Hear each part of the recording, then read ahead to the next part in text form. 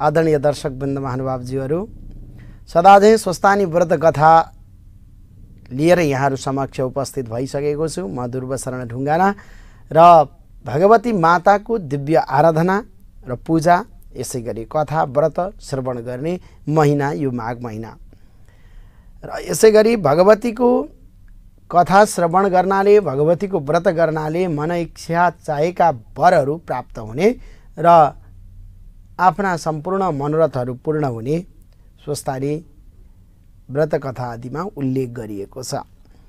यसै गरी भगवती माताको कथा हामीले पनि निरन्तर रूपमा वाचन गरिरहेका छौँ। आज 14औं दिन र 14औं दिवसको दिन र यसै गरी 14औं अध्यायको कथा यहाँहरू समक्ष वाचन गर्नेछौँ। त्योभन्दा पनि पहिले मङ्गलाचरण गर्नेछौँ र स्वस्थानी कथामा प्रवेश गर्नेछौँ। यं ब्रह्मा वरुणेन्द्र रुद्र मरुतः स्तुन्वन्ति दिव्यैस्तवै वेदैर्साङ्गपदाक्रमोपनिषदैर्गायन्ति यं सामगा ध्यानावस्थित तद्गतेन मनसा पश्यन्ति यं योगिनो यस्यन्तं न विदुःसुरासुरगणा देवाय तस्मै नमः।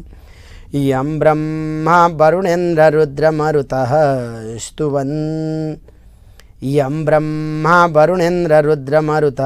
स्तुन्वन्ति दिव्यैस्तवै वेदैर्साङ्गपदक्रमोपनिषदैर्गायन्ति यं सामगा ध्यानावस्थित तद्गतेन मनसा पश्यन्ति यं योगिनो यस्यन्तं न विदुःसुरासुरगणा देवाय तस्मै नमः। श्रीमद्चन्दनचर्चितोज्ज्वलवपु शुक्लाम्बरा मल्लिका मालालङ्कृतकुण्डला प्रविलसन् मुक्तावलीशोभिता सर्वज्ञाननिदानपुस्तकधरा रुद्राक्षमालाकरा वाग्देवी वदनाम्बुजे वसतु मे त्रैलोक्यमाता चिरं। मूकं करोति वाचालं पङ्गुं लङ्घयते गिरिं यत्कृपातमहं वन्दे परमानन्दमाधवं। नमो भगवते तस्मै व्यासाय मिततेजसे यस्य प्रसादाद् वक्ष्यामि नारायणकथामिमां। नारायणं नमस्कृत्य नरं चैव नरोत्तमं देवीं सरस्वतीं व्यासं ततो जयमुदीरयेत्। श्री स्वस्थानी देव्यार्पणमस्तु। अथ चतुर्दशोऽध्यायः। कुमारजी आज्ञा गर्नुहुन्छ हे अगस्त्य मुनि। त्यसपछि पार्वतीले श्री स्वस्थानी परमेश्वरीको प्रसाद 8 रोटी, 8 अक्षता, 8 बेली पुष्प, 8 पान, 8 कुडका सुपारी सगुन समेत, हे स्वामी अब मेरो तपस्या पूर्ण भयो। बालककालदेखि हजुरलाई धाइरहेकी बल्ल इच्छा पूर्ण भयो भनी महादेवलाई हातमा प्रसाद दिई साष्टाङ्ग प्रणाम गरिन् र हे आदि पुरुष श्री स्वस्थानी परमेश्वरीको व्रतको प्रभावले मैले हजुर जस्ता स्वामी पाएँ। म अरू केही बिन्ती गर्दछु। यो संसारमा कोही दरिद्र छन्, कोही दुखी छन्, कोही पापी छन्, कसैका स्त्री छैनन्, कसैका पुरुष छैनन्। अतः यो व्रत प्रकाश गरिदिए सबैको कल्याण हुनेछ। यति पार्वतीले भनेको सुनि महादेव आज्ञा गर्नुहुन्छ। हे प्रिय, तिमी धन्य रहिछौ। संसारका दुखी दरिद्री प्रति तिम्रो मनमा यस्तो दया रहेछ। अब यसको उपाय सुन। पहिले अश्वत्थामा ऋषिलाई डाक्न पठाए र सातलमा पातालमा पठाऊ। त्यहाँ उनले यो व्रत प्रकाश गरिदिनेछन्।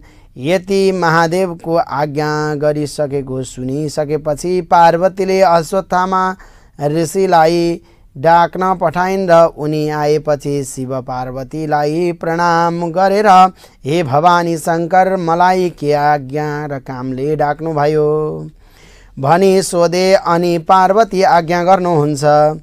हे अश्वत्थामा, तिमी रसातल पातालमा जाऊ र त्यहाँ जो दुखी छन्, जो दरिद्र छन्, जो पापी छन्, जसका स्त्री छैनन्, जसका सन्तान छैनन्, तिनलाई यस्तो विधिले व्रत गराऊ भनी आफूलाई विष्णुले उपदेश गरे झैं सारा व्रत विधि बताइन् र जाने विधा दिन।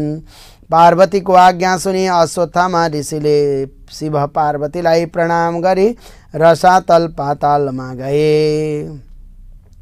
हे अगस्त्य मुनि, त्यसपछि एक दिन श्री महादेवले ती पार्वती कति बाठी छन् जाँच गर्नु पर्यो भने आफू कसैले नदेख्ने स्थानमा लुक्न जानुभयो। महादेवलाई नदेखि पार्वती यताउति खोज्दै गइन्, तर कहीँ पाउन सकिनन् अनि चित्त आकुल गरी कता जानुभयो होला भन्दै अनेक स्थानमा खोज्दा लुकिरहेका महादेवलाई भेटाएर भनिन्, हे स्वामी, हजुर किन मलाई छली लुक्न जानुभयो? म राम्री भइन कि हजुरको मन परिन कि मलाई किन छाडेर अन्त जानुभयो? पार्वतीले यसरी भनेको सुनि महादेव केही पनि नमोली मनले भन्न लाग्नुभयो, यी पार्वतीले मलाई यसै छाड्ने भइनन्।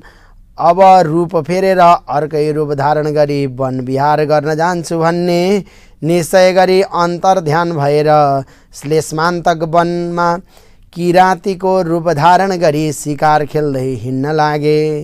पार्वतीले फेरि महादेवलाई देखिनन्, मनमा नै दुःख मानी यसरी महादेवले मलाई किन छल्नुभयो भन्ने शङ्का गरी ध्यान दृष्टिले विचार गर्दा महादेव किराँतीको रूप धारण गरेर श्लेष्मान्तक वनमा शिकार खेल्दै हिँडेको थाहा पाइन् र महादेवलाई झुक्क्याउनको लागि अत्यन्त राम्री किराँतिनीको रूप धारण गरी अनेक हाउभाउ कटाक्षले युक्त भएर श्लेष्मान्तक वनमा पुगी एउटा ठुलो वृक्षको छायामा बसिरहिन्। केही बेरपछि महादेव पनि डुल्दै डुल्दै त्यहीँ आउनुभयो र किराँतिनी रूप पार्वतीलाई त्यहाँ बसिरहेकी देखेर तिनको रूपमा मोहित भई सोध्नुभयो, हे सुन्दरी, तिमी को हौ?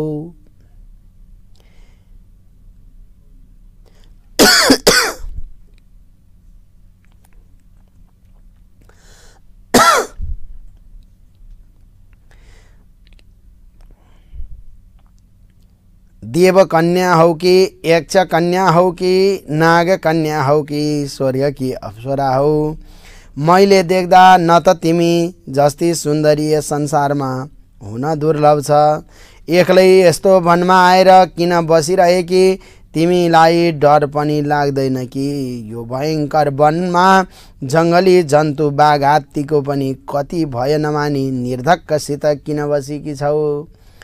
यति किराँती रूप महादेवले आज्ञा भएको सुनि पार्वतीले महादेव यिनै हुन् भन्ने चिनेर मनमा नै दण्डवत प्रणाम गरिन्। त्यसबेला महादेव कस्तो रूपमा आउनु भएको थियो भने बायाँ हातमा धनुष, दाहिने हातमा त्रिशूल लिएका, काँधमा सर धनुष र दाहिने हातमा त्रिशूल लिएका, काँधमा सर राख्ने ठोक्रो भिरेका, नागका गहना लगाएका, देख्दैमा डरलाग्दो मूर्ति भएका यस्ता किराँती रूप महादेवसित पार्वती भन्दछिन्, हे किराँत, म यहाँ बसेको धेरै दिन भयो। किराँतिनी हुनाले वनजन्तुको डर पनि लाग्दैन। म यहाँ तपस्या गरेर बसेकी छु। यस्तै प्रकारले दुवै दम्पतिको परस्पर कुरा गर्दा गर्दै साँझ पर्यो र किराँती रूप महादेवले भन्नुभयो, हे सुन्दरी, तिमी पनि एक्लै रहिछौ, म पनि एक्लै छु। आज हामी दुवै यही बास बसौँ। महादेवको यस्तो वचन सुनि पार्वती भन्छिन्, हे किराँत, तिमी लोग्ने मानिस, म स्वास्नी मानिस। यस्तो जङ्गलका बीचमा एक्लै अरू कोही नभएको स्थानमा कसरी एकै ठाउँमा बास बसौँ? फेरि पुरुष जातिको मनमा धर्म हुँदैन। राम्री स्त्री देखेपछि माता पिता घरद्वार सबै बिर्सन्छन्। तसर्थ एकै ठाउँमा बास नबसौँ। यो कुरा नगर यति किराँतिनी रूप पार्वतीले भनेको सुनि किराँती रूप महादेवले हे सुन्दरी यस कुरामा तिमीले शङ्का नगर भन्नुभयो र दुवै स्त्री पुरुष त्यही वृक्षमुनि बास बसे। के यही क्रमले बस्दा बस्दा निकै दिन बित्यो र एक दिन पार्वतीले विचार गरिन् यी भोलानाथ सधैँ यसरी नै बसेर पनि निर्वाह गर्न सक्दछन्। अब केही युक्ति गर्नु पर्यो भन्ने निश्चय गरी महादेवलाई छलेर आकाशवाणी भए झैँ गरेर भन्न लागिन् हे जगदीश्वर हजुरले याद नराख्दा हामी ब्रह्मा विष्णु इन्द्रादि सबै साह्रै कष्ट पायौँ। यसै गरी बस्नुभयो भने हाम्रो कल्याण कसरी होला। कैलाश शून्य भएको निकै दिन भइसक्यो। हे वृषभ ध्वज कैलाशको चर्चा गरी हाम्रो उद्धार गर्नुहोस्। यस्तो आकाशवाणी भएको सुनि यो कसका उपर भनेको होला भनी फेरि म त्यहाँ आएको त कसैलाई पनि थाहा छैन भनेर यताउता हेर्दा केही पत्ता पाउन नसकी देवताहरूले भने होलान् भनी चुपचाप लागेर किराँतिनी रूप पार्वतीलाई नदेखि खोज्न लाग्नुभयो। अनि पार्वती पनि केही थाहा नपाए झैँ गरी फलफुल टिपेर खान लागेकी थिइन्। किराँत रूप महादेव त्यही पुगेर हे सुन्दरी तिमी कता गएकी थियौ, मैले तिमीलाई खोज्दा कहीँ पाउन सकिन भन्नुभयो। अनि पार्वती भन्दछिन् हे किराँत म कहीँ पनि गएकी छैन, भोक लाग्यो र कन्दमूल खोज्न हिँडेकी हुँ। यसरी कुरा गर्दै पूर्णचन्द्र भन्दा पनि राम्री पार्वतीलाई देखेर चित्त चञ्चल भई कामले पीडा गर्दा महादेव किराँतिनी रूप पार्वतीलाई समात्न जाइ लागे। यो देख्न साथ किराँतिनी रूप पार्वती भन्न लागिन् हे किराँत तिमी कस्ता रहेछौ, के तिम्रो धर्म यही हो। मैले त श्री महादेव बाहेक अरू कसैलाई स्वामी स्वीकार गर्ने छैन भन्ने प्रतिज्ञा गरेर यस वनमा आई उनैको तपस्या गरेर बसेकी छु। तिमी यस्तो गर्छौ भने म श्राप दिई आत्महत्या गर्नेछु। यति पार्वतीले भनेको सुनि किराँती रूप महादेवले भन्नुभयो हे सुन्दरी तिम्रो यस्तो प्रतिज्ञा छ भने म उही महादेव हुँ। वन विहार गर्न मन लागेर यहाँ आएको हुँ। नपत्याए हेर भनी आफ्नो ज्योति स्वरूपको दर्शन दिनुभयो। अनि पार्वतीले मनमा आनन्द मान्दै दण्डवत प्रणाम गरेर बिन्ती गरिन् हे ईश्वर अब मेरा माता पिता कहाँ कन्यादान लिन हिँड्नुहोस्। यति सुनेर हुन्छ भने किराँतिनी रूप पार्वतीका पछि लागेर गए। केही बेरमा हिमालय पर्वत कहाँ पुगे अनि महादेवलाई यिनी त पार्वती रहेछन् भन्ने ज्ञात भयो र मलाई छली आफ्ना माता पिता कहाँ ल्याइन्। अब कसो गरौँ भनी लाज मानी त्यहाँबाट अन्तर्ध्यान भई किराँतेश्वर शिवलिङ्ग भएर श्लेषमान्तक वनको उत्तरतिर गई बसिरहनुभयो। फेरि महादेवलाई नदेखेर चिन्ताग्रस्त भएकी पार्वतीले ध्यान दृष्टिले हेर्दा किराँतेश्वर शिवलिङ्ग भएको थाहा पाई। पार्वती पनि नित्य बागमतीमा स्नान गरी किराँतेश्वर शिवको ध्यान र षोडशोपचारले पूजा गर्दै तपस्या गर्न लागिन्। पार्वतीले स्नान गरेकी हुनाले यस स्थानको नाम गौरी घाट भयो। जो मनुष्य गौरी घाटमा स्नान गरेर किराँतेश्वरको दर्शन गर्ला त्यसका सबै पाप नाश भएर सुख शान्ति भई यस लोकमा अनेक भोगभोगी परलोकमा कैलाश बास होला। हे मुने यही क्रमले पार्वतीले कठोर तपस्या गरेको देखि शिवजी प्रसन्न भएर आफ्ना ज्योति स्वरूपको दर्शन दिए। अनि पार्वतीले अत्यन्त हर्षका साथ शिवका पाउमा दण्डवत गरी अञ्जली जोडेर बिन्ती गरिन् हे स्वामी हजुरले मलाई किन यसरी बारम्बार दुःख दिनुभएको म हजुरकी मन परिन कि भनी अनेक विस्मात गरेको सुनि प्रत्यक्ष भएर पार्वतीलाई अङ्कमाल गरी काखमा राखेर त्यहाँबाट अन्तर्ध्यान भई हिमालयका घर जानुभयो। यसरी छोरी ज्वाइँ घरमा आएको देखेर हिमालयले अत्यन्त आनन्द मान्दै सिंहासनमा राखेर 84 व्यञ्जन तयार पारी भोजन गराए। त्यहाँ 2-4 दिन बसेपछि एक दिन महादेवले पार्वतीसँग भन्नुभयो, हे प्रिय, कैलाश शून्य भएको धेरै दिन भइसक्यो, अब यहाँ बसेर के गर्नु छ? कैलाश जाउँ, हिँड, तिम्रा माता पितासँग बिदा माग्न जाउँ।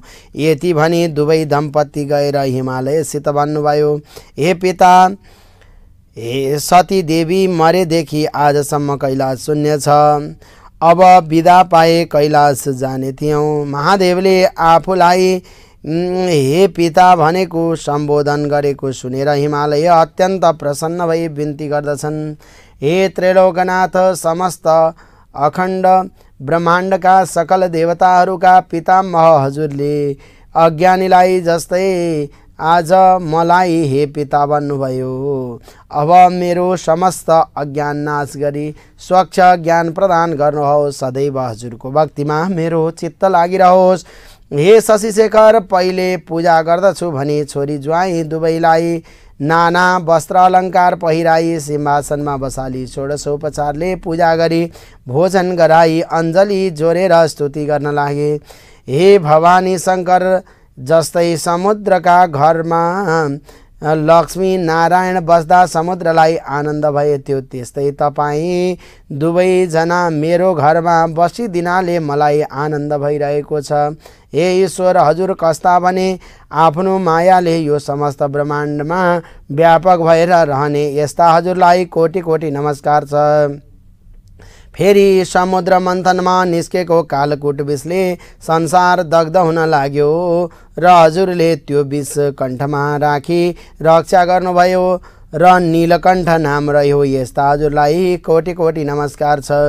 हे विश्वम्भर, आफूले सृष्टि गरी आफै संहार गर्ने यस्ता हजुरलाई कोटि कोटि नमस्कार छ। हे परब्रह्म, त्रिपुरासुर दैत्यलाई मार्दा हजुरको रथका अवयवहरू कस्ता थिए भने पृथ्वी नै रथ, 4 वेद रथका 4 घोडा, चन्द्र सूर्य रथका पाङ्ग्रा, ब्रह्मा सारथी सुमेरु पर्वत धनु, यस्तै गरी शेषनाग ताँदो र विष्णु भगवान बाण गरेर मार्ने यस्ता हजुरलाई कोटि कोटि नमस्कार छ। हे युगनायक, ब्रह्मा पनि तपाईँ, स्थावर जङ्गम पनि तपाईँ, यमका यम पनि तपाईँ, नारायण पनि तपाईँ, सत्व रज त्रिगुण पनि तपाईँ, जीव र मृत्यु पनि तपाईँ, देवताका देवता पनि तपाईँ, अनाथका नाथ पनि तपाईँ, विश्वरूप पनि तपाईँ, अष्टवसु पनि तपाईँ नै, द्वादशादित्य पनि तपाईँ, दिक्पाल पनि तपाईँ, सम्पूर्ण ब्रह्माण्डका प्राणीहरूको हृदयमा बसी पाप पुण्यका साक्षी भइरहेका पनि तपाईँ। हे शम्भो, हजुरको महिमा वर्णन गर्न शेषनाग, सरस्वती र ब्रह्माले पनि नसकेको म कसरी सक्नेछु? यसरी हिमालय पर्वतले स्तुति गरेको सुनि महादेव प्रसन्न भएर हँसिलो मुख पारी, हे गिरिजा,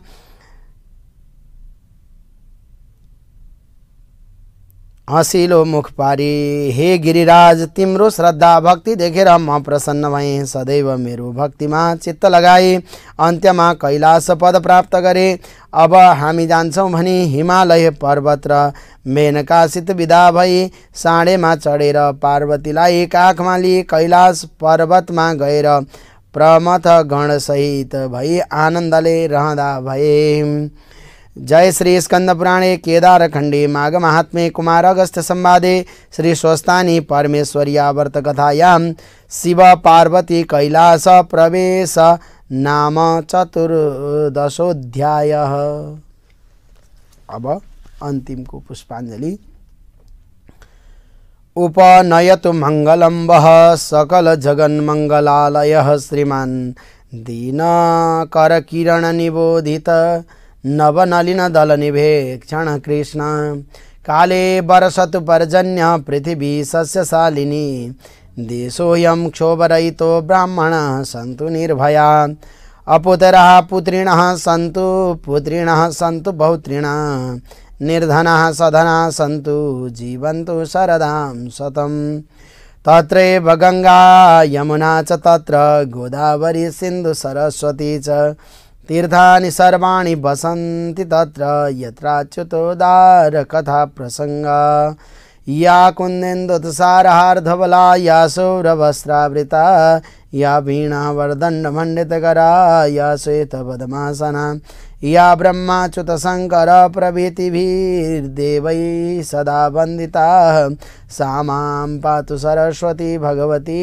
निशेषजाड्यापहा कायेन वाचा मनसीन्द्रियैर्वा बुद्ध्यात्मना वा प्रकृतिः स्वभावात् करोमि यद्यत् सकलं परस्मै नारायणायेति समर्पये तद्। श्री स्वस्तानी दिव्यार्पणमस्तु। आज 14औं अध्यायको कथा यही पूर्णताको प्राप्ति भएको छ। तपाईँ हाम्रो पुनः भेट अर्को कथा अर्को श्रृङ्खलामा हुने नै छ। आजको लागि आज्ञा चाहन्छु। जय श्री कृष्ण, जय श्री राधे।